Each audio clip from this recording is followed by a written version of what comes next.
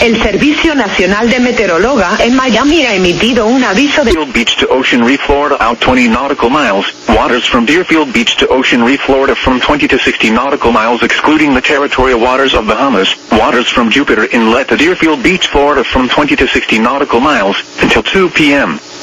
At 1 p.m., severe thunderstorms capable of producing waterspouts were located along a line extending from 34 nautical miles east of Palm Beach to 39 nautical miles east of Lauderdale by the Sea to 24 nautical miles east of Triumph Reef, moving northeast at 25 knots. Hazard, waterspouts and wind gusts 34 knots or greater.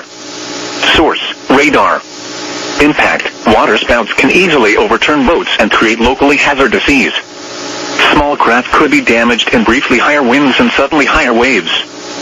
Severe thunderstorms will remain over mainly open waters. Move to safe harbor until hazardous weather passes. Thunderstorms can produce sudden waterspouts. Waterspouts can easily overturn boats and create locally hazardous seas. Seek safe harbor immediately.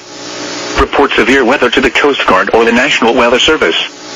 You can also share your report with National Weather Service Miami on Facebook and Twitter.